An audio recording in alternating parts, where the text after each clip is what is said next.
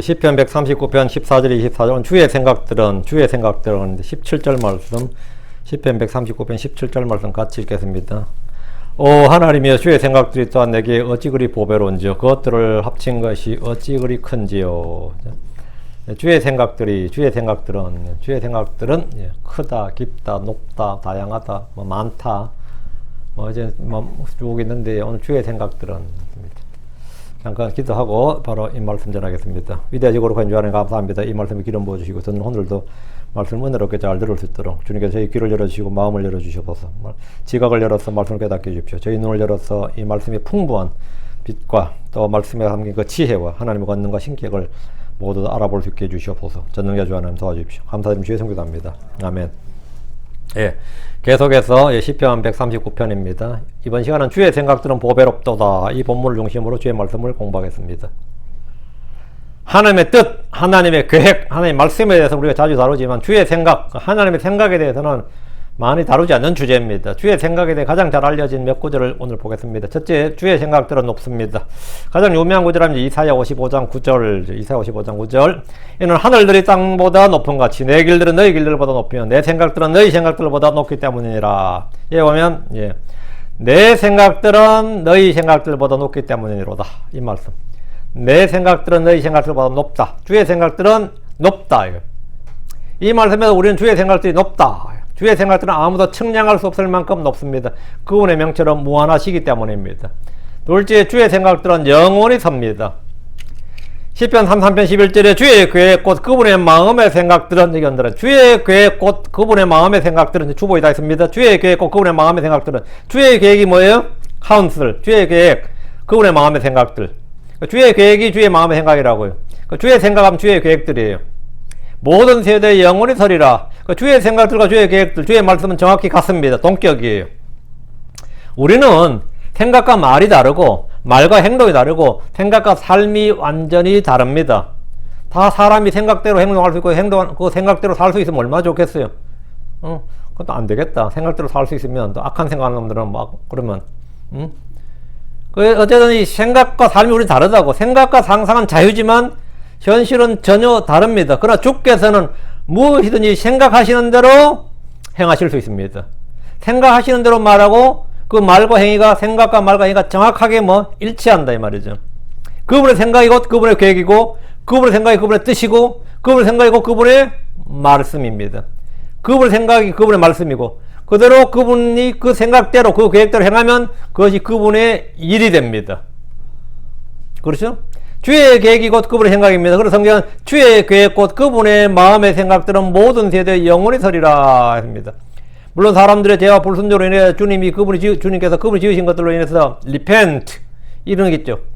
repent 우리는 이제 회개하다 하지만 하나님께서는 회개하는 게 아니니까 주님이 repent 했다는 기록이 있어요. 뜻을 돌이켰다 이 말이죠. 사울을 왕으로 삼으신 일에 대해서 주님은 repent 했다 그러세요. 뜻을 돌이켰다 이거예요. 사람을 향한 주의 계획은 선하십니다. 사람들의 유익과 행복과 복과 선함을 위해서 주님께서 생각하시고 계획하십니다. For thy good, 그러세요. For thy good. 너의 유익을 위해서, 너의 행복을 위해서, 너의 복을 위해서, 너의 아주 좋은 걸 위해서 말이에요. 재앙이 아니라 말이죠. 주께서 이스라엘 향한 계획 역시 그들의 유익, 그들의 행복을, 그들의 선을 위한 것이었습니다. 그러나 이런 것은 사람의 믿음과 순종에 따르는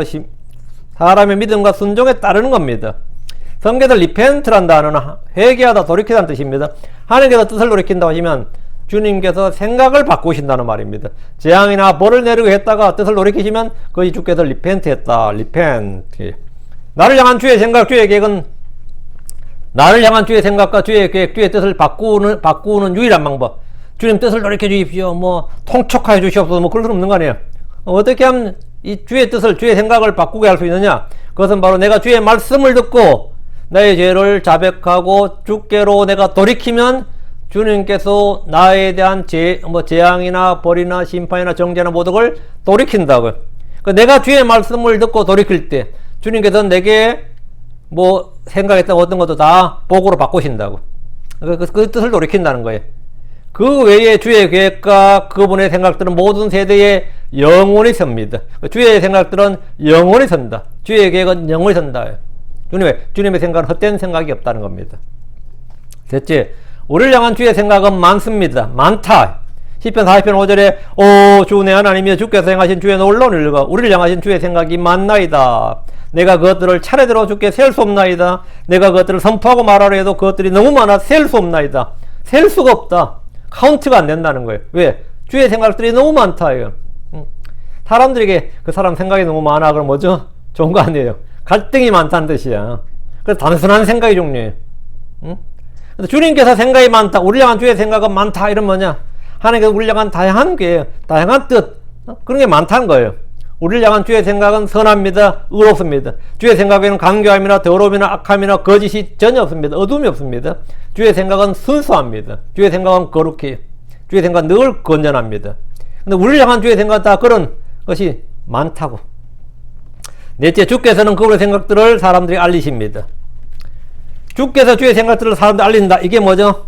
이게 계시예요. 이게 레벨레이션이라고. 아모스 4장 13절에 보라 그가 산들을 짓고 바람을 창조하며 자신의 생각이 어떠한지 사람에게 밝히 알리고 여기 자신의 생각이 어떠한지 사람에게 밝히 알리고 주님께서 주님의 생각을 알린다고. 내 생각은 이거다 이렇게 알린다고. 아침을 어둡게 하여 땅의 높은 곳들을 밟나니 주 만군의 하나님이 그의 이름이니라.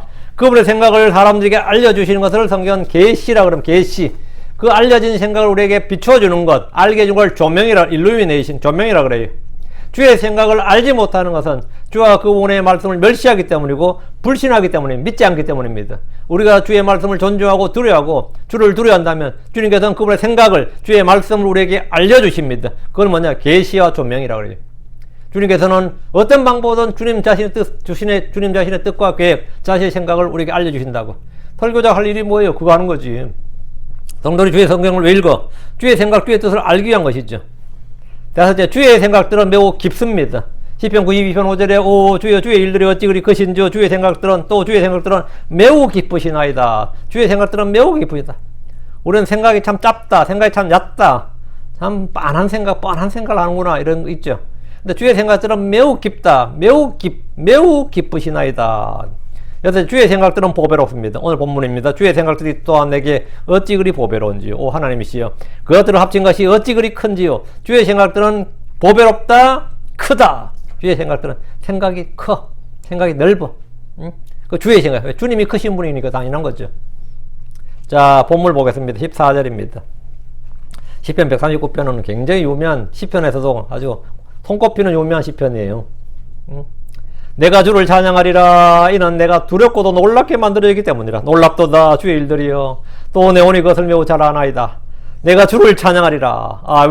이건 이제 결심이죠. 내가 주를 찬양하리라. 이것은 우리가 마땅히 해야 될 일입니다. 찬양의 근거 이유가 바로 나오죠. 이는 because란 뜻이죠. 이는 내가 두렵고도 놀랍게 만들어졌기 때문이니라. 우리는 두렵고도 놀랍게 만들어졌습니다. 주님이 창조주. 주님은 creator and maker. 주님은 우리를 조성하신 분이고 만드신 분이다. 우리는 주의 형상대로 주의 모습대로 지음받았습니다. 주께서 우리를 산과 들과 바다의 짐승과 달리 두렵고도 놀랍게 지으셨습니다. 사람들을 보십시오. 그 지식과 지혜가 너무나 놀랍습니다. 새로운 발견과 발명이 끊임없이 이어지고 있습니다. 신의 영역에 도전한다는 말도 서슴없이합니다. 그만큼 사람들이 지금 잘났어요. 이는 사람이 하나님의 형상을 따라 지음받았고 주께서 주신 지식과 지혜가 있기 때문에 가능한 겁니다. 놀랍도다 주의 일들이여. 또 내 온이 그것을 매우 잘 아나이다. 놀랍도다 주의 일들이여. 주님의 일 중에 가장 큰 일이 뭐냐 이거죠. 주님께서 우리를 지으시고 우리 안에도 지금 새로운 마음을 창조하시고 지금도 주님 창조사역은 계속되고 있어요. 놀랍도다 주의 일들이여. 또 내 온이 그것을 매우 잘 아나이다. 주의 일들은 창세기 1장 1절부터 나옵니다. 처음에 하나님께서 하늘과 땅을 창조하셨습니다. 그리고 지금 존재하는 모든 것이 주님이 행하신 일이고 그분의 작품입니다. 출애굽기에도 주님이 행하신 놀라운 일들이 가득합니다. 우리는 성경 어디를 펴도 주님이 행하신 일들과 주님이 앞으로 행하실 일들을 봅니다. 그 모든 일들이 놀랍도다. 바로 할 말에서 놀랍도다 주의 일들이요. 놀랍도다 주의 일들이요. 주님이 하신 일들은 전부 다 경이로운 거예요. 전부 다 기적 같고 경이롭고 사실은 이해하려고 해도 사실 이해 불가죠. 그만큼 이제 찾을 수가 없는 그런 거단 말이죠. 주의 일들은 놀랍습니다. 주의 말씀은 놀랍습니다. 주의 권능은 놀랍습니다. 놀랍도다 주의 일들이요. 습니다. 주의 지혜는 놀랍습니다. 우리에게 베푸신 주의 자비와 긍휼과 사랑은 놀랍습니다. 주님 우리에게 베푸신 은혜도 놀랍습니다. 놀랍지 않는 게 없습니다. 무엇 하나 놀랍지 않는 게 없습니다. 크리스천들이라면 이 사실을 모를 수가 없습니다. 그러니까 I will praise thee, 내가 주를 찬양하리라 이렇게 하는 거예요. 주의 은혜를 입은 사람들이라면 누구나 이것을 잘 압니다. 내 혼이 잘 압니다. 그것을 매우 잘 아나이다. 잘 안다고. 주님이 나를 위해 행하신 일은 잘 알수록, 알면 알수록 마음은 감사와 찬양이 넘치게 됩니다. 15절 내가 은밀한 가운데 만들어졌으며 또 땅의 가장 낮은 부분들에서 기묘하게 지음받았을 때 또 나의 실체가 주로부터 숨겨지지 아니하였나이다. 이거죠. 이거는 밑줄 좀 쳐놓으세요. 내가 은밀한 가운데 만들어졌으면 요건 다 아멘이죠. 여기 또 땅의 가장 낮은 부분들에서 기묘하게 지음받았을 때 여기 언더라인. 내가 언제 땅의 낮은 부분에서 지음받았어요? 난 어머니 모태에서 지음받았지 땅의 낮은 부분에서 언제 지음받았냐고. 이게 뭔 말이야? 나의 실체가 주로부터 숨겨지지 아니하였나이다. 이건 또 뭔 말이야? 내가 은밀한 가운데 만들어졌으며 인시크릿이죠. 은밀한 가운데 비밀리에 좀 말이 이상하다. 내가 은밀한 가운데 만들어졌으며 사람의 탄생 모태 속에서 어떻게 생명이 탄생하는지 뼈가 자라고 신체 장기들이 만들어지고 혼과 영이 그 속에 들어가는지 아무도 알지 못합니다. 의학적으로 몸이 만들어진 것은 요즘은 모두 촬영할 정도로 많은 관찰이 이루어지고 있지만 모태 속에서 생명이 만들어진 것은 여전히 신비의 영역에 속합니다. 내가 은밀한 가운데 만들어졌으며 인공 구정을 했던 체외 수정으로 태어난 사람이라도 은밀한 가운데 만들어진 것은 틀림없습니다. 또 땅의 가장 낮은 부분들에서 기묘하게 지음받았을 때 이랬는데 이건 뭔 말이냐? 땅의 가장 낮은 부분 하면 성경에서 뭐예요? 지옥이나 깊은 구덩이를 말합니다. 성경에서 땅의 가장 낮은 부분 하면 지옥이나 깊음이에요. 땅 아래가 아니라 땅 위에서라면 계곡이나 골짜기 등을 말합니다. 그게 깊음이라 그래요. 깊은 웅덩이나 깊은 구덩이나 무덤을 뜻할 때도 있습니다. 그럼 땅의 가장 낮은 부분에서 가장 낮은 부분들에서 할 때 이거는 뭐겠냐? 어떻게 됐냐 이거죠. 어떻게 해석하고 적용을 해도 말이 잘 되지 않죠. 사람이 언제 땅에서 만들어져요? 땅의 가장 낮은 부분들에서 기묘하게 지음받았다잖아요. 응? 그래서 대부분의 학자들은 이 구절을 시적인 표현이다, 은유다, 비유다 이런 식으로 해석을 합니다. 비유를 하려면 어떻게 하는 거죠? 예를 들어서 사람의 몸을 땅으로, 이 몸이 땅이라는 거지. 그럼 모태 속을 뭐라고요? 깊음으로 표현한 말이다. 이렇게 해석하는 거예요.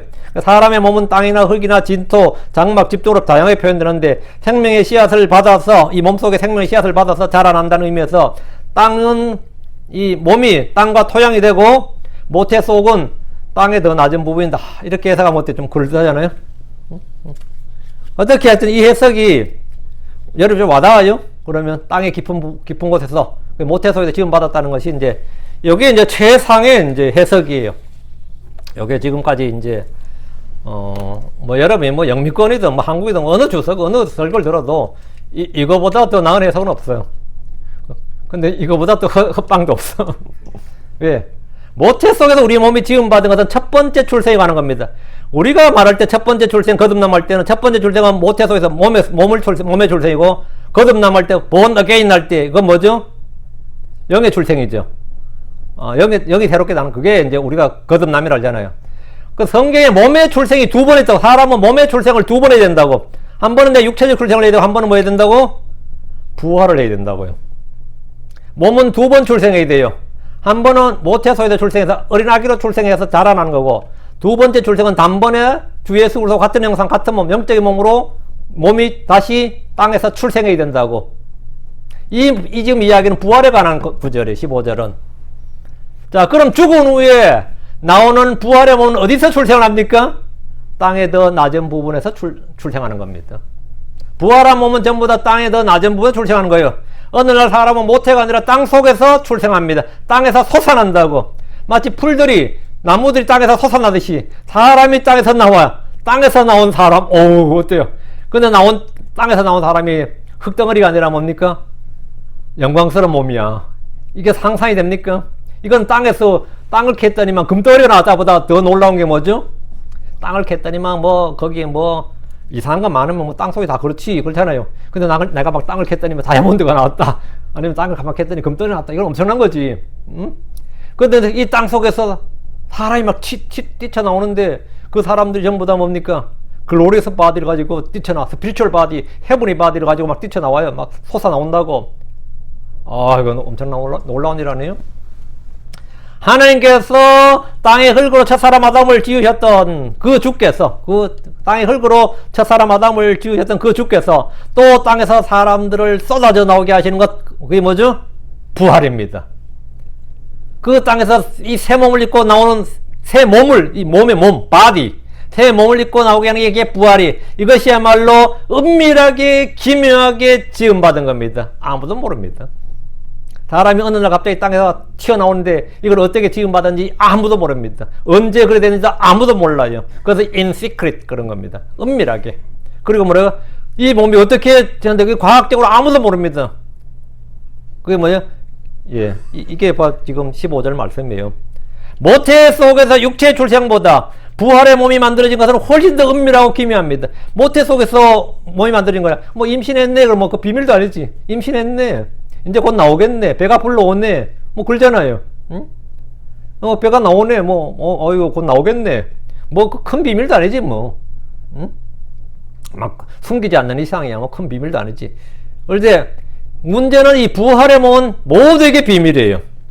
모두에게 인시크릿이라고, 모두에게 은밀이라고. 완전히 감춰져 있다고. 은밀은 뭐죠? 감춰져 있다는 말입니다. 은밀은 감출 은자예요. 모두에게 감춰져 있어요. 근데 우리는 그걸 알지. 왜? 주님께서 자신의 생각과 자신의 뜻과 계획을 뭐라고? 성경을 통해 계시를 하셨으니 우리는 알지. 부활의 몸은 땅의 더 낮은 부분, 즉 무덤에서 어느 날 갑자기 형성이 됩니다. 어느 날 갑자기 마지막 나팔 소리에 어느 날 갑자기, 그것도 순식간에. 그 몸에 대해 성경은 지금 15절, 나의 실체가 주로부터 숨겨지지 아니하였나이다. 주님은 내가 죽고 썩어 없어져서 내가 지금 지상에 존재하지 않는데, 주님은 그 새 몸을 우리에게 입히시기 때문에 그 나의 실체가 주로부터 숨겨지지 아니하였나이다 이거지. 사람은 그가 누구든지 지음받을 때부터 그의 실체가 주님으로부터 숨겨지지 않습니다. 하나님 내가 어떻게 지어졌는지 처음부터 끝까지 그 과정을 다 아십니다. 부활의 몸은 더 말할 필요도 없습니다. 주님이 친히 그 몸을, 형체를 주시기 때문입니다. 그럼 15절은 딱 와닿습니까? 16절 이어집니다. 주의 눈이 아직 불완전한 나의 실체를 보셨나이다. 또 주의 책에서 계속해서 형성된 나의 모든 지체들이 기록되되 그것들 중에 아직 하나도 존재하지 않았을 때 기록되었나이다. 불완전한 나의 실체는 아직 완전한 몸의 형체를 갖추기 전에 나의 모습을 보았다 이 말입니다. 불완전한 나의 실체를 주님은 보셨다고. 주님은 보셨지. 모태 속에 있는 아이를 말하면 태아 형성 과정이죠. 부활의 몸을 말한다면 지금 주님은 나의 실체, 즉 부활의 몸, 영광스러운 몸을 보셨다고요. 유대문학에서 나의 실체를 보았다 이 말은 뼈를 보았다는 말로 이해합니다. 뼈가 몸속을 이루는 구조물로 보는 겁니다. 본문이 말한 실체는 내 자신을 보았다는 겁니다. 주께서 내 몸을 조직하면서 영과 혼을 만드시고 완전한 사람이 되도록 하셨다는 겁니다. 보통 모태 속에서 아이는 8주가 지나고 9주부터 출산 때까지 성장하면서 완전한 형체를 갖습니다. 아직 나의 불완전한 나의 실체였죠. 아직 덜 성장한 모습이 배아 단계, 배아 반 단계에서 나의 실체를 보셨다 이 말입니다. 몸의 장기들이 만들어지고 기능이 형성될 때 주님은 이미 출산된 나의 상태를 보시고 성장한 나의 모습을 보시는 겁니다. 그러나 이건 육체의 몸이고 다 썩어 없어질 몸들입니다. 주님은 과거를 현재처럼 보실 수 있고 아직 오지 않는 미래를 지난 일처럼 보실 수 있습니다. 주님은 공간의 제약, 공간의 지배를 받지 않듯이 시간의 제약, 시간의 지배를 받지 않습니다. 지금 16절에 또 주의 책에 계속해서 형성된 나의 모든 지체들이 기록되되, 이건 산무일제도 기록되지 않는 나의 출생에 관한 모든 겁니다. 산부인과 의사들이 24시간 초음파 촬영을 한다 해도 계속해서 형성된 나의 모든 지체들을 기록할 수 없습니다.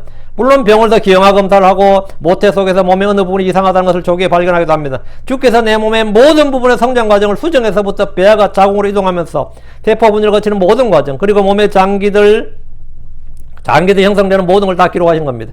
주님은 나의 생체 정보를 모두 가지고 계시는데 그 정보는 문자 그대로 모든 것입니다. 주의 책은 인간들의 생체 정보와 의료 정보가 다 들어있습니다. 요즘 말로 모든 사람들의 바이오메트릭 데이터가 주의 책에 다 있다고요. 주의 책에 기록되어 있다는 겁니다. 그 책에 나 일상에서 한 모든 말과 모든 행위들이 다 기록되어 있고 내가 무슨 생각을 했는지 내 생각과 상상까지도 다 기록되어 있습니다. 주의 책은 지상의 어떤 슈퍼컴퓨터가 담고 있는 정보량 데이터보다도 더 많은 정보를 가지고 있습니다. 16절. 그것들 중에 아직 하나도 존재하지 않았을 때 기록되었나이다. 주의 책에 기록된 것들은 내 몸의 지체들이 덜 만들어질 때, 심지어 아직 하나도 존재하지 않았을 때 이미 기록되었다고 합니다. 이것은 주의 미리 하심 foreknowledge죠. 주의 미리 하심 all knowing God, 전지성을 말하는 겁니다. omniscience에. 주님은 죽은 자들을 살리시며 없는 것들을 마치 있었던 것처럼 부르시는 분입니다. 로마 4장 17절에 이것은 기록된 바 내가 너를 많은 민족들의 조상들로 삼았느니라 하신 것 같으니 그가 믿은 하나님은 죽은 자들을 살리시며 없는 것들을 마치 있었던 것처럼 부르시니시라. 아브라함이 믿은 하나님 어떤 분이냐? 죽은 자들을 살리시며 없는 그것들을, 아직 존재하지 않는 것들을 말이에요, 마치 있었던 것처럼 부르시는 이시니라. 하나님 앞에서는 어둠과 빛이 한 가지고 산 자와 죽은 자가 모두 같고 있는 자와 없는 것이 없는 자가 똑같습니다. 주님은 존재하기도 전에 그것의 실체를 기록하시는 분입니다. 예레미 1장 5절에 내가 너를 뱃속에 짓기 전에 너를 알았고 내가 태에서 나오기 전에 내가 너를 거리고 구별하였으며 너를 민족들 향한 예언자로 세웠노라. 주께서는 예레미를 뱃속에서 지었다. 나오기 전에, 내가 태에서 나오기 전에, 너를 짓기 전에 주님이 지었다 이거. 주님께서 나오게 하셨다 이거죠. 내가 너를 뱃속에 짓기 전에, 이 말은 사람이 주의 창조물 작품이라는 사실을 분명하게 보여줍니다. 여러분 그냥 이 땅에 태어난 것이 아닙니다. 뭐 어른들이 불륜으로 태어났든 사생아로 태어났든 인공소재로 태어났든 모든 사람은 주께서 지으신 주의 작품이고 주의 창조물이고 그의 일생은 모두 주의 책에 기록되어 있습니다. 구원받은 성도는 아직 입지 않은 몸의 실체가 비로소 부활의 몸입니다. 아직 입지 않은 몸의 실체가 뭐냐? 부활의 몸이 우리의 실체예요. 나에게 그 몸은 아직 존재하지 않지만 주의 책에 다 기록되어 있습니다. 내가 입을 몸이 다 기록되어 있다고요. 하늘에 저소들이는 집, 옷이라 불리는 새 몸, 영광스러운 몸, 하늘에 속한 몸입니다. 지금 이 10편을 공부하면서 부활을 다룬 주석은 거의 없을 겁니다. 그러나 저는 이 구절에서 이것이 보입니다. 이게 부활을 다룬다. 17절. 주의 생각들이 또한 내게서 어찌 그리 보배로운지요. 오 하나님이시여, 그것들을 합친 것이 어찌 그리 큰지요. 주의 생각들에 대해서는 이미 서두에서 여섯 가지를 말했습니다. 주의 생각들은 높습니다. 주의 생각들은 깊습니다. 주의 생각들은 영원합니다. 주의 생각들은 많습니다. 주님은 아이디어가 부족한 일이 없습니다. 우리는 아무런 생각이 없다, 생각이 나지 않는다고 하지만 주의 생각들은 언제나 많습니다. 주님은 주의 생각들을 사람들에게 알리십니다. 꿈으로, 비전으로, 말로, 천사들을 통해 또는 어떤 일로 하늘과 땅과 같은 자연현상들로 주님은 그분의 생각과 계획과 뜻을 알리십니다. 이것을 우리는 계시, 그것을 알게 해주는 걸 조명이라고 합니다. 주의 생각들은 보배롭습니다. 주의 생각들이 보배롭다는 것은 귀하다는 말입니다. 가치가 있다는 말이에요. 헛된 것이 없다 이거예요. 우리 킹제임 성경에서 precious라고 했는데 비싼, 귀중한, 가치가 있는 이 말이에요. 그 precious blood, 그 보배로운 피 이랬죠. precious stone 하면 그게 보석이에요. 둘도 없는 대단히 소중한 것을 뜻하는 말입니다. 주의 생각은 언제나 good idea, great ideas, precious idea, 가치 있는 아주 귀한 생각이다. 아주 값진 생각이다. 우리는 그냥 good idea다, great idea다 이렇게 말하죠. 좋은 생각이다. 끝내주는 생각이다. 그렇지만 주님께서 하시는 그 생각, 그건 언제나 precious, 언제나 감탄을 드러내는 그런 생각이라는 겁니다. 믿지 않는 자들에게 주님의 생각은 어리석게 느껴집니다. 주의 생각은 미련한 것 같고 어처구니 없다는 생각으로 듭니다. 하나님이 사람이 된다, 하나님이 죄인으로 십자가에 못 박혀 죽는다는 것은 유대인들에게는 실족거리고 그리스인들에게는 어리석은 겁니다.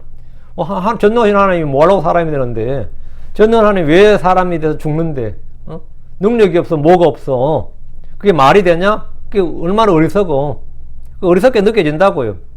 고린도전 1장 18절에 십자가를 선포하며 멸망하는 자들에게는 어리석은 것이로되 구원받은 우리에게는 하나님의 권능이니라 했고, 고린도전 1장 3절에도 우리는 십자가에 못 박힌 그리스도를 선포하노니 그분은 우리 유대인들에게는 걸려 넘어지게 하는 것이고 그리스인에게는 어리석은 것이로되, 그 철학을 좀 하고 공부를 좀 했던 사람에게 십자가니 복음이니 이런 말은 다 어리석은 거예요. 그런 뭐 쓸데없는 말을 하냐, 쓸데없는 생각을 하나 이거죠. 무한한 지혜와 명철을 가진 하나님께서 사람을 구원하는 방법, 지혜가 너무나 어리석게 느껴진 것은 당연합니다. 복음 선포를 통해 사람들을 구원한다는 것은 어리석은 일로 보입니다. 그러나 성경은 말하기를 하나님의 어리석음이 사람들보다 지혜롭고 하나님의 약함이 사람들보다 강하니라 했습니다. 하나님의 생각들은 아무리 어리석어 보여도 사람들의 생각들보다 높고 깊고 많습니다. 주의 생각들은 보배롭습니다. 그분의 생각은 지혜와 지식의 생각입니다. 건전한 생각입니다. 선한 생각입니다. 주의 생각은 악하거나 어리석은 것, 모자란 것이 없습니다. 그래서 성경은 오 깊도다 하나님의 지혜와 지식에 부유하며 그분의 판단들은 헤아릴 수 없으며 그분의 길들은 찾지 못할 것이로다. 로마 11장 3절이 오 깊도다 하나님의 지혜와 지식에 부유하며 그분의 판단들은 헤아릴 수 없다. 이게 셀 수 없다는 거죠. 같은 말이에요. 그분의 길들은 찾지 못할 것이로다. unsearchable, 찾지 못할 것이라. 그래서 주님이 계시를 해주셔야 우리가 알 수 있다 이거죠. 다시 17절입니다. 오 하나님이시여 그것들을 합친 것이 어찌 그리 큰지요. 주의 생각들을 합친 것을 우리에게 말로 글로 주신 것이 뭐죠? 성경 기록입니다. 그게 성경 기록들, scriptures 그래요. 우리는 그리스도 영을 받았습니다. 우리는 그리스도 생각을 가지고 있습니다. The mind of Christ를 가지고 있다고. 그리스도 영이 없는 사람, the spirit of Christ, 그리스도 영이 없는 사람 그리스도인이 아닌 거죠. 근데 the mind of Christ를 갖고 있지 않으면 그리스도인의 삶을 살 수가 없습니다. 내가 그리스도 영을 가졌는데 내 마음이 carnal mind예요. 내가 이 the mind of Christ가 아니야. 주의 생각, 그리스도인 마인드를 안 갖고 있으면 그리스도인 마인드를 가져야지 그리스도인의 삶을 사는 거예요. 내가 크리스천으로 살고 싶다 싶어서 그냥 사는 게 아닙니다. 내가 그리스도의 영을 받은 사람이 그리스도의 마음을 가지고 사는 게 크리스천의 삶이에요. 그리고 때가 되어서 주님이 오시면 뭐가 된다? 우리는 그리스도의 몸을 입게 됩니다. 그게 뭐냐? 부활의 몸이에요. 그게 영광스러운 몸이라고. 그 하늘에 속한 몸입니다. 그리스도의 몸을 입게 된다. 이게 사실 구원의 궁극적 완성이죠. 이게 마지막 이 몸까지 돼야 사실은 구원의 궁극적 완성이라고. 이걸 이제 구속, 성경에는 구속, 이렇게 변화. 우리 몸이 다 변화된다고. 주님 몸처럼. 주께서는 모든 것을 생각하시고 계획하시고 그 뜻대로 행하십니다. 그리고 그것들이 무엇인지를 우리에게 지금 성경 기록들을 통해서 알려주셨고 기록해 주셨어요. 우리가 알고 그걸 소망하는 겁니다. 믿고 소망하는 거예요. 그래서 내가 지금 살다가 뭐 언제 죽을지 나도 몰라. 나도 뭐 언제 죽을지 나도 내가 언제 죽을지 몰라. 주님 언제 오실지도 모르는데 나도 언제 죽을지 모르는데 죽고 나서 일은 알아. 이게 참 아이러니하지. 내가 언제 죽을지 내가 어떻게 죽을지 나도 모르는데 내가 내 몸을 이 육신을 떠날 때 내가 이 땅을 떠날 때 내가 어디에 있게 되고 누구와 함께 되고 그 뒤에 내가 어떻게 되는지 난 알아. 이 크리스천들이 알아 몰라요? 몰라? 뭐 알아요? 오케이. 야 똑똑하다. 다 알아 우리는. 주님이 계시를 주셨다고. 그럼 주님께서 그 계획을 주님의 가치의 계획을 다 말씀해 주셨단 말이에요. 그것들이 얼마나 큰지 우리는 그냥 감탄만 할 뿐이지 헤아릴 수도 없고 찾지 못할 것입니다. 근데 우리는 그날에 모두 예수 그리스도 같은 동일한 형상, 동일한 몸을 입게 된다. 아, 이건 진짜 상상만 해도 이거는 슈퍼맨의 몸이 부러운 게 아니에요. 제가 그 슈퍼맨과 아무것도 아닙니다. 그 뭐. 이 몸을 입게 된다면 여러분은 이렇게 돼서 항상 이걸 바라며 사는 겁니다. 이걸 마음에 품고 살아. 그럼 죽으면 아무것도 아닙니다. 죽으면 아무것도 아니에요. 18절입니다. 만일 내가 그것들을 샌다면 그것들의 수가 모래보다 더 많나이다. 내가 깰 때에도 나는 여전히 주와 함께 있나이다. 맞다. 이게 내가 이제 죽음 부활 이야기 하니까 생각할게. 여러분도 기도하세요. 제발 주님, 내가 죽을 때 의사한테 살해당하지 않도록 해주시옵소서. 이렇게. 자, 다시.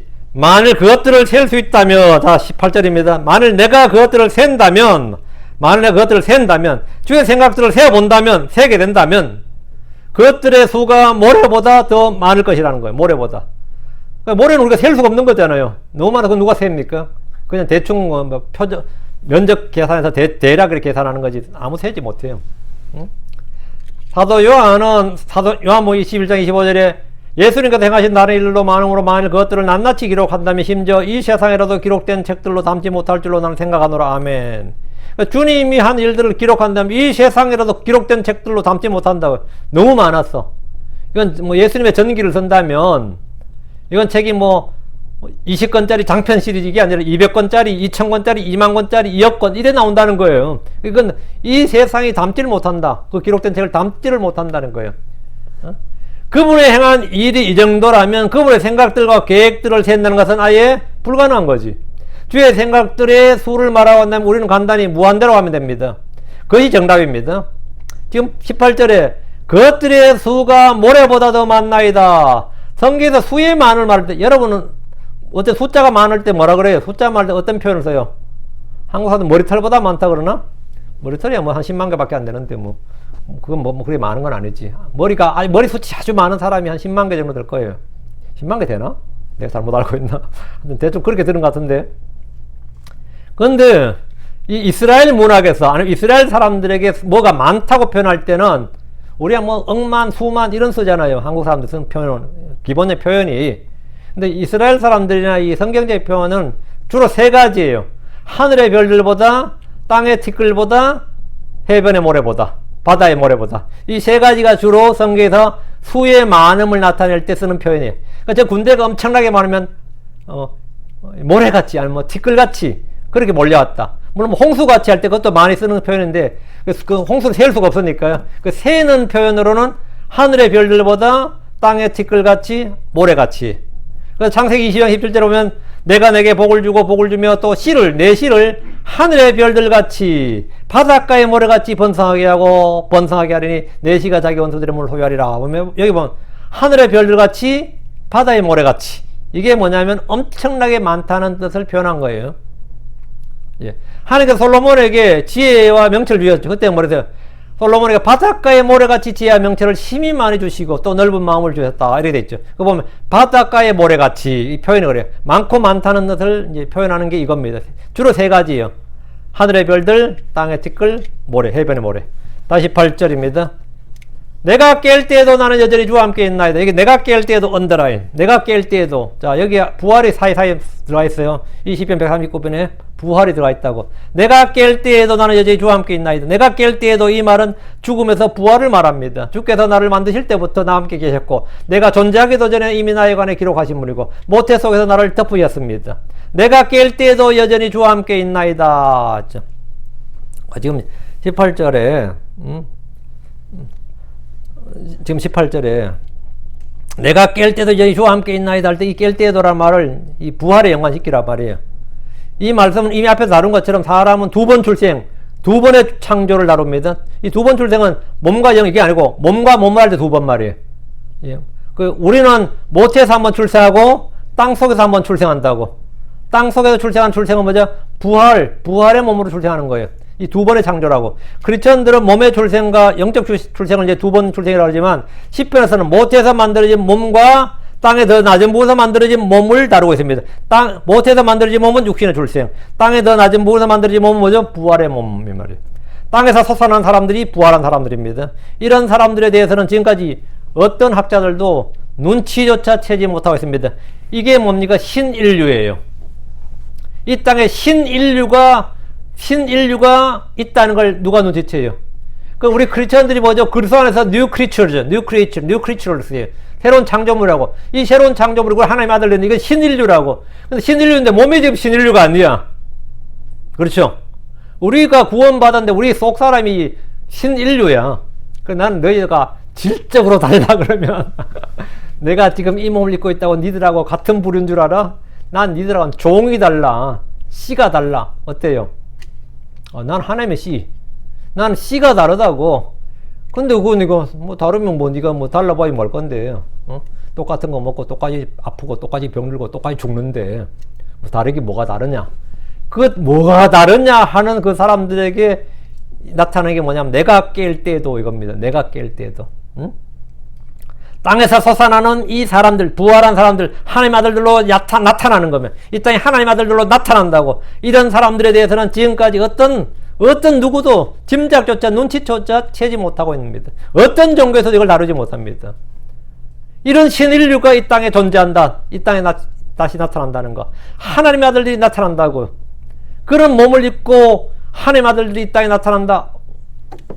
여러분은 어떻게 이거 좀 생각해 보신 적 있으세요? 응? 은밀하고 기묘하게 주께서 행하시는 일, 이 일에 대해서 땅에 더 낮은 부분에서 사람들을 짓는, 그래서 그 사람들이 지음받아서 땅속에 있던 사람들이 휙 갑자기 사라지네. 어디로? 하늘로. 그러다가 다시 땅으로 내려온단 말이죠. 그래서 이 땅에서 주와 함께 왕과 제사를 통치한다. 이게 뭐 헐리우드 영화도 아니고 이게 뭐야 대체. 헐리우드 영화도 이런 거 못 따라요. 이건 성경 신자들 외에는 아는 이가 없습니다.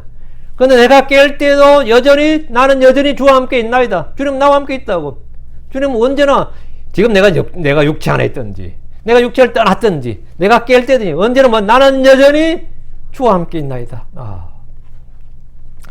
내가 저라면서 감탄스럽네. 감탄스러워요. 19절입니다. 확실히 주께서는 사악한 자를 죽이시리다 오 하나님이시여. 그러므로 내게서 떠날지어다 너희 피 흘리는 자들아. 확실히 주께서는 사악한 자를 죽이시리다 오 하나님. 그 사악한 자 더 위키에 되거든요. 확실히 주께서는 사악한 자를 죽이시리다. 이건 예언의 말씀입니다. 이 말은 그냥 사람의 죽음을 말한 것이 아닙니다. 사람들은 의인이든 악인이든 신자든 크리스천이든 불신자든 다 죽습니다. 하나님 사악한 자들을 죽이시고 의인들을 모두 살려주신 것이 아니라고요. 한 번 죽는 것은 사람들이 정해진 것입니다. 이 구절에서 사악한 자들을 죽이신다는 것은 주의 날 친히 나타나셔서 사악한 자들을 주의 입에서 나오는 칼로, 불로, 입의 영으로 죽이신다는 말입니다. 계시록 19장 21절에 그 남은 자들은 말타신 분의 칼고 그분의 입에서 나온 칼로 죽임을 당하나니 모든 날짐승이 그들의 살로 뼈를 채우더라. 주님께서 그분의 입에서 나온 칼로 죽임을 당한다. 주님께서 사악한 자를 죽이신다. 이 말이에요. 데살로니가 2장 8절에 그 뒤에 저 사악한 자가 드러날 터인데 주께서 자신의 입의 영으로 그를 소멸시키시고 친히 오실 때의 광채로 그를 멸하시리라. 죽이시고 멸하신다. 이게 뭐예요? 이게 확실히 주께서는 사악한 자들을 죽이시리다. 오 하나님이시여 이거예요. 이 말이에요. 확실히 주께서는 사악한 자를 죽이신다. 이것은 예언의 말씀의 성취입니다. 주께서는 민족들의 심판에 다시 한번 사악한 자를 확실히 죽이시는데, 근데 이 아마겟돈 전쟁에서 안 죽고 사악한 자에 살아남은 자들이 있다 이러면 어떻게 될 것 같아요? 아마겟돈 전쟁에 다 죽는 거 아니잖아요. 그 전쟁에 참여한 자들만 죽으니까.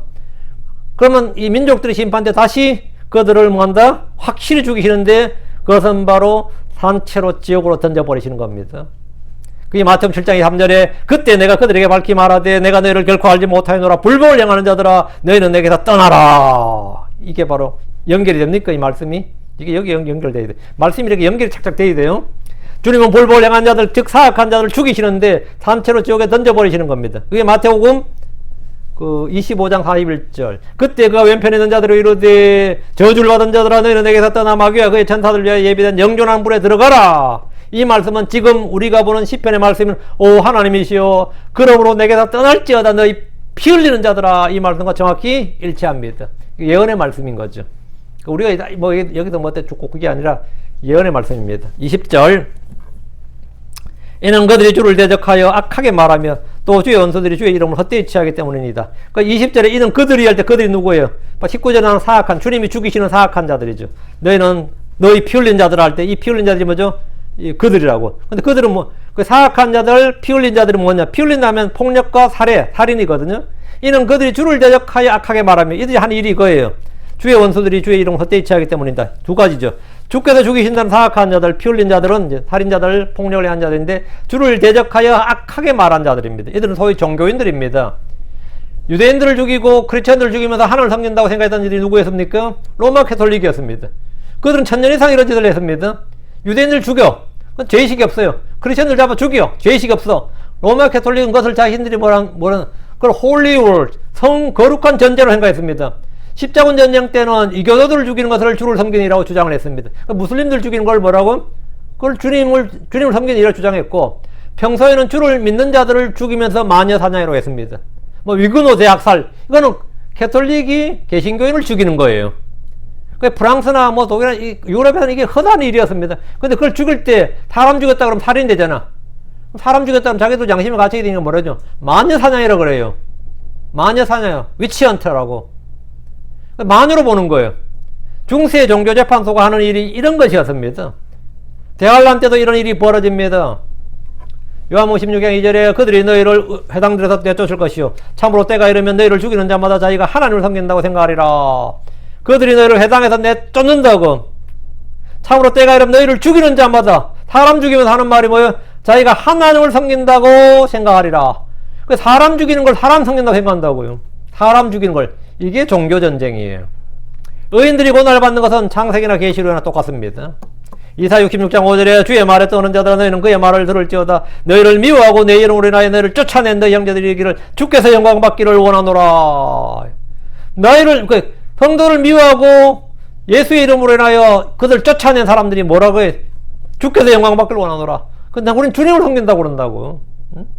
그들은 아무데나 주의 이름을 취하고 주의 영광을 외치지만 성경은 그들이 주를 대적하는 자들이요 주의 이름을 헛되이 취하였다고 합니다. 주님은 이들을 죽이신다고. 너 사악한 자들아. 그리고 이들은 뭐라? 너 피 흘린 자요. 대환란 때 이들이 살아남았다고 해도 그들은 민족들의 심판 때 지옥으로 던져집니다. 주님께서 확실히 죽이신다고 그래요. 확실히 죽이신다고. 21절. 내가 주를 미워하는 자들로 주여 미워하지 아니하나이까. 또 주를 대적하여 일어난 자들로 인하여 내가 근심하지 아니하나이까. 주께서 미워하는 자들을 미워하는 것이 성경적인 겁니다. 크리스천들 중에는 주님보다 더 자비롭고 더 사랑이 넘치는 혼들이 간혹 주께서 미워하는 자들을 사랑해야 한다고 주장합니다. 죄를 미워하되 죄인들을 사랑해야 한다고 주장합니다. 그러나 이런 말은 성경과는 아무런 상관이 없습니다. 이걸 요즘 사람들이 뭐 내피셜이라고 그러더라고요. 그게 뭔 말이에요? 내하고 오피셜을 합친 것 같은데, 개인의 주관적인 생각과 추측과 상상 등 본인만의 해석이나 추측을 토로하는 거라. 그게 이제 그거예요. 킹제임스 성경 신자들 중에 유난히 이런 사람들이 많습니다. 성경 번역들도 자기가 번역한 성경에 오류가 없다, 오역이 전혀 없다는 식으로 말하기도 합니다. 그 양심이 있으면 그런 말 할 수 없지 않나? 예를 들어서 1994년에 한글 킹제임스 성경이 처음 나왔어요. 근데 이분이 성경 처음 나온 건 너무 잘하는 이유로 위대한 일을 한 거예요. 하나님께서 쓰신 뭐 종이야. 근데 이것이 한국인에게 준 최종권이라고 합니다. 그때부터 부지런히 혹시나 있을 오류를 대비해서 계속 교회를 보고 교정 보고 의견을 들으면서 이게 계속 그 작업을 해야 되는데, 이거 완전한 성경이다, 최종권이다 이러면서 이거 막 전부 다 뭐 나머지 마귀에게 취급했죠. 그러다 다음에 금정역 번역자가 나왔는데 그 성경이 완전성을 해보겠다고 말합니다. 완전성을 확보했다 그래요. 완전성을 확보했다. 그래서 아무리 오류나 오역을 말해도 전혀 아니라고 우깁니다. 전혀 아니라고 우겨요. 객관적으로 거짓이 막 드러나도 아니라고 그럽니다. 제가 아는 어떤 목사님은 더 이상 한국에서는 한국어로 이보다 더 나은 번역의 성경이 나올 수 없다고 확신을 가지고 있습니다. 그걸 내피셜이라고 그래요. 자기 혼자만의 추측과 생각을 그냥 말하는 겁니다. 이번에 표준역이 나왔는데 여기 추종자들도 앞에 둘 못지 않습니다. 이런 걸 과대망상 확증편향이라고 합니다. 확증편향이라고 그래요. 어제 제가 어떤 형제가 예수의 피보다 더 나은 피는 없다 이런 글을 썼더라고. 내가 이게 뭔 말인가? 예수의 피보다 더 나은 피는 없다고? 당연한 소리 아니야? 여러분 생각 어때요? 그 당연한 소리가 누가 몰라? 그래서 그게 뭔 소리냐? 지금 뭘 주장하고 싶어서 이제 그렇게 했냐? 그러니까 그 히브리서 10장 24절이에요. 한번 펴보세요. 여기 보면 이제 그러나 너희는 22절부터 쫙 나오죠. 그러나 너희는 시온산과 살아계신 하나님의 도시고 하늘에 있는 예루살렘과, 여기 과에 전부 다 언더라인. 시온산과 살아계신 하나님의 도시고 하늘에 있는 예루살렘과 무수한 천사들의 무리 총회 하늘에 계신 점난 자들의 교회 모든 것의 심판되신 하나님과 완전하게 된 의인들의 영들과 태언약 때의 종제자신 예수님과 아벨의 피보다 더 나은 것들을 말한 피고 피 뿌리는 피 이르렀느라. 24절. 예수님의 피보다 더 나은 피는 없다. 이렇게 해가지고 뭐 동영상도 만들고 그랬나봐. 나 이거 처음 들었어요. 24절 어떻게 하면 그렇게 읽히냐 했더니만, 시원하게 중재자신 예수님과 아벨의 피보다, 여기다 이걸 묶은 거야. 예수님과 아벨의 피보다 더 나은 것들, 이렇게 묶으니까 예수님과 아벨의 피보다 더 나은 거야. 예수님의 피지. 예수님과 아벨의 피보다 더 나은 피 해버리니까 뭐 하는 거죠? 예수님의 피보다 더 귀한 피는 없습니다. 이건 오역입니다. 이러는 거야. 내가 이 자식들 정신머리가 있나 돌았나 싶더라고. 어떻게 읽으면 그렇게 읽히냐고. 예수님과에서 끊기고 아벨의 피보다 더 나은 피겠지. 안 그래요? 그럼 개혁부터 시작해서 누가 읽어도 이거를 근데 이걸 동영상 만들어 놓고 밑에 댓글에는 뭐 요번 표준 킹제임스 성경이 최고예요. 너무 정확하고 이래 나오는 거야. 그 부안해동하는 그 댓글 부대와 그걸 용인하는 그놈이나 그게 부안해동하는, 내가 하도 어이가 없어서. 그럼 개혁이든 개정이든 어디든 영어를 알든 몰든 그렇게 읽는다는 것은 초등학교 1학년도 그렇게 안 읽는다고. 응? 그거 당장 내리라고 하라고. 그럼 무슨 창피를 당하려고 그런 거니까. 그럼 앞에도 와 돼 있지 않냐고. 태언약의 중재자신 예수님과 아벨이 보다 나은 것들을 말한 피, 그게 뭐예요? 예수님 피지. 그게 어떻게 예수님과 아벨이 보다 나은 거야? 예수님보다 더 나은 필요 없습니다. 아이고, 하도 어이가 없어가지고. 이게 제목이 하도 특이해가. 예수님보다 더 귀한 피는 없습니다. 더 나은 피는 없습니다. 이 무슨 미친 소리가 있나 싶어서 왔더니만. 근데 내가 형제가 그렇게 읽혀요. 그랬더니 자기는 그렇게 안 읽었대, 계획 때부터. 근데 그건 왜 그렇게 된 거야? 전 영어를 잘 몰라서. 근데 영어가 아니라 한국말로 그렇게 읽히냐고, 그게. 아무도 그렇게 읽는 사람 없고, 아무도 그렇게 이해하는 사람 없고, 그건 그 뜻도 아니고. 응? 근데 보니까 나한테 이제 링크를 걸어줬더라고. 저 설교를 자주 듣는 형제니까 제가 이제 권면한 거야. 하도 깜짝 놀라서. 그런 건 없다고, 그랬더니만. 자기도 그렇게 생각하는데, 자기도 그렇게 생각하는데.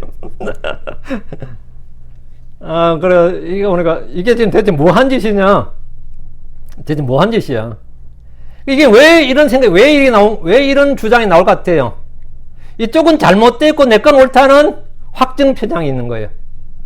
이 확증 편향이 있고, 과대망상이 있으니까, 다 그렇게 어떤 오를 찍어내려고 하다 보니까, 성경에 맞춰서 과연 그러한가 찾는 게 아니고, 이 그냥, 저는 마녀다, 저는 빨갱이다, 저는 친일파다, 뭐 이런 식의 프레임을 거는 거가 똑같은 거예요. 응? 그런 거는. 개혁성계도 옳은 건 옳은 거지. 뭐 개혁성이 다 틀렸겠어요? 일부 좀 틀린 게 있겠지. 그럼 우리가 이제 좀 과하게 표현하는 것이고 그런 거지. 다 틀린 건 아니죠. 그거 다 틀려서 어떻게 해? 누가 구원받아? 그건 말도 안 되는 소리죠. 응?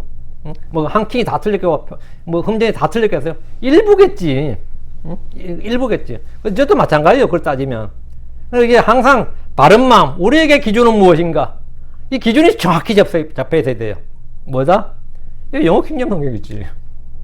영어 킹잼 성경이야. 누가 나보고, 그럼 또 그쪽 편 드십니까? 이러면, 전 누구 편 들지 않고, 그냥 정치 논리에 말리는 게 아니고, 누구 편 들고 누구 뭐 까고 하는 게 아니고, 그냥 항상 이 성경을 보고, 거기 맞으면 옳으면 옳다, 아니면 아니다 하는 거라. 옳으면 옳다, 아니면 아니다. 이 패거리 문화가 되면 말이죠. 그래서 내 편, 네 편이 되는 거야. 네 편, 내 편, 그게 파당이고 그게 육신적인 겁니다.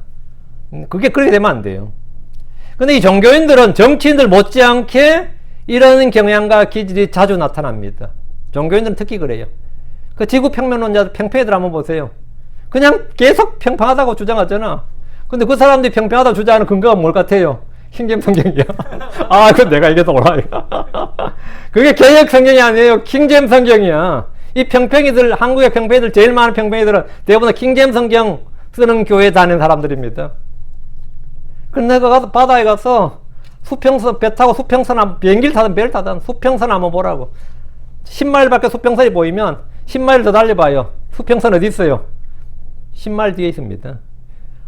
24시간 달려봐. 수평선은 언제나 자기가 처음 생각했던 거리만큼 멀어져 있습니다. 그 말은 뭐냐? 평평하면 뭐죠? 지평선과 수평선은 항상 닿을 수 있어야 됩니다. 평평하지 않으니까 닿을 수가 없는 겁니다. 응? 그게 이해 안 돼? 그게 이해가 안 되냐고. 확정 편향이야. 응? 예. 이 종교인들이 이 종교인들이라는 게, 이 킹잼 성경도 마찬가지입니다.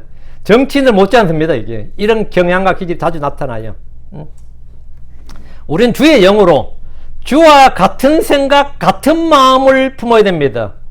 주님과 같은 생각, 같은 마음을 품어야 돼요. 주님이 사랑하신 걸 사랑하고, 주께서 미워하신 걸 미워해야 됩니다. 자, 22절.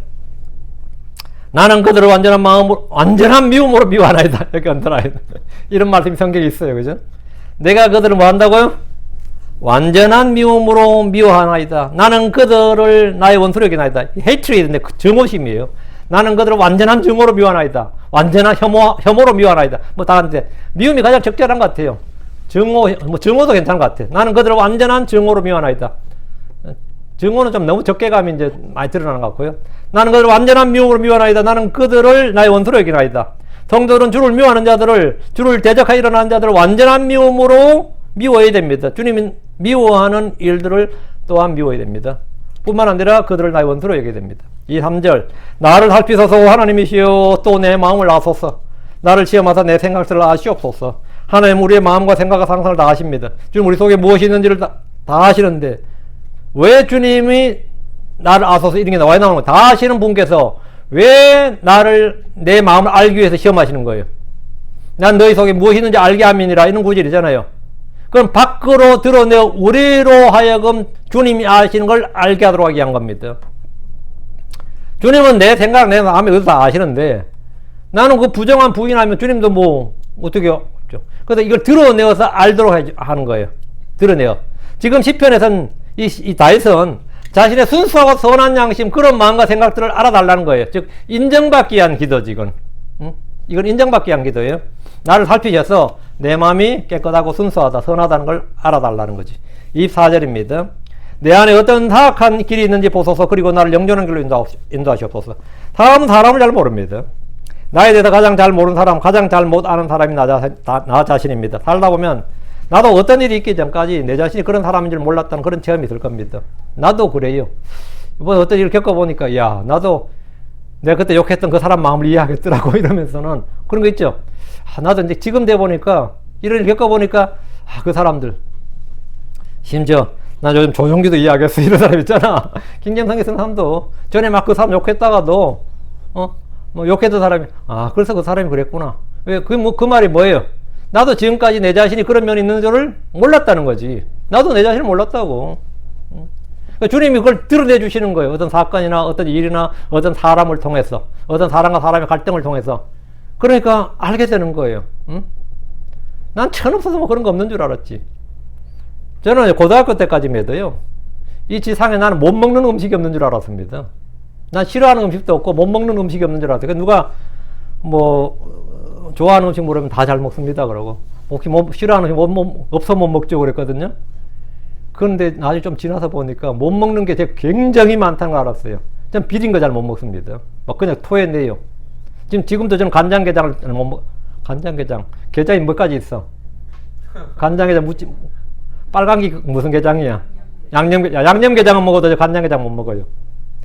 이번에 누가 간장게장 시켜줘서 되게 비싸더라고. 할 수 없이 딱 한 입을 예의상 먹다가 그냥 토해냈어. 옆에 살며시 가서. 근데 어떤 사람 그거 비벼 먹더라고요. 그거는 뭐 못 전혀 못 먹겠더라고. 근데 그런 음식, 그러니까 내가 못 먹는 줄 아는 걸 왜 못 먹는 게 없는 줄 아는 걸 왜 못 먹는 줄 없는 걸로 알았어요. 촌놈이 다 먹어본 게 없어요. 먹어본 게 없으니까 맨날 된장, 고추장 뭐 이런 것만 먹다가 못 먹는 게 없지 했다가 막상 먹어보니까 못 먹는 게 너무 많은 거예요. 그리고 나는 그렇게 내가 음식에 그렇게 소탈한 줄 알았는데 알고 보니까 내가 그렇게 음식에 까탈스러운 거를 난 몰랐어. 근데 난 지금도 우리 집 사람들 난 음식 까탈스럽다 생각 안 합니다. 왜? 집 사람 해주니까 정해져 있어. 까탈을 부릴 게 없어. 거기 딱 정해져 있는데 뭐 내가 뭐 싫어하고 말할 게 뭐 있어. 그러니까 항상 잘 먹지. 예. 그 딱 맞는 사람끼리 만난 거야. 보니까. 응? 그러니까 딱 정해진 것만 해주잖아. 그러니까 난 그것만 딱 먹으면 되니까 까탈스러울 게 없죠. 실제로 아마 뭐 음식 솜씨 자랑하듯이 여러 개 했다 그러면 아마 내가 이걸 왜 했냐 할 게 많았을 것 같아. 내 못 먹는 게 막 생기니까. 그런 거 없단 말이죠. 그러니까 사람도 자신이 어떤 일을 겪을 때까지 사실은 자기가 자기를 몰라요. 난 내 식성을 내가 몰랐다고. 내 식성을 내가 몰랐고. 그렇다면 내 감정이나 내 기질도 사실 내가 잘 모른다고. 어떤 일을 겪어야 비로소 알게 되는 거지. 참 그게 사람이에요. 실은. 그게 사람이라고. 어떤 죽을 때까지 내 자신은 몰라요. 주께서 나의 어둠을 밝혀주시고 감추어진 것을 드러내시고 내 안에 어떤 사악한 길이 있는지 보여주시면 그럼 어떻게 되죠? 그때는 즉시 자백하고 회개해야 됩니다. 즉시 자백하고 회개해야 돼요. 주께서 내 안에 있는 것을 드러내실 때는 회개하고 시승을 받으란 겁니다. 그리고 24절 그리고 나를 영존하는 길로 인도하시옵소서. 영존하는 길이란 주의 길, 의의 길, 생명의 길입니다. 영존하는 길은 영원한 생명에 이르는 길입니다. 주님 우리를 그 길로 인도하시는데 우리는 다윗이 기도했던 것처럼 주님이 내 마음을 살피시고 나를 주의 길로 인도해 주시기를 뭐 해야 된다? 이렇게 간구를 해야지. 23절, 24절은 다윗의 기도인데 그건 바로 우리의 기도가 돼야 된다고. 지금 우리가 바로 이렇게 기도하면 된다고요. 요렇게 기도하면 돼요. 예. 요렇게 기도하면 주님께서 아멘 하시는 거죠. 나를 의의 길로, 영존한 길로, 그 길, 생명의 길로 나를 인도해 주시옵소서. 아멘. 오늘까지 이제 드디어 140편 왔어요. 다 돼갑니다. 140에서 150, 이제 140은 뭐 다 온 느낌이죠. 원래 코너를 돌고 있다는 생각이 들잖아요. 이 시편 다 끝나면 기도합시다. 위대하시고 거룩한 주 하나님 감사합니다. 하나님께 은혜 주셔서 오늘 주의 말씀을 선포했습니다. 선포된 모든 말씀을 주님께서 복 주시고 또 아버지 듣는 모든 혼들에게도 지혜와 계심을 주시고 깨닫는 마음을 함께 허락해 주시옵소서. 아버지 저희가 시편의 보화 속에서 지금까지 계속해서 달리고 있습니다. 아버지 끝까지 잘 완주할 수 있게 해주시고 이 말씀들을 평생토록 저희가 계속해서 읽고 또 읽고 이것을 곁에 두고 또 마음에 쌓아둘 수 있도록 해주시길 간구합니다. 하나님 아버지 하나님 말씀이 믿는 자에서 효력이 일하느니라 말씀이 일하느니라 했는데 이 말씀이 정말 저희 안에서 열매를 맺고 승리를 주고 기쁨을 주고 자유를 주고 안식을 주고 주님께서 말씀하신 모든 복된 것들을 저에게 풍성하게 주시기를 원합니다. 감사드립니다. 주의 성기도합니다. 아멘. 아멘.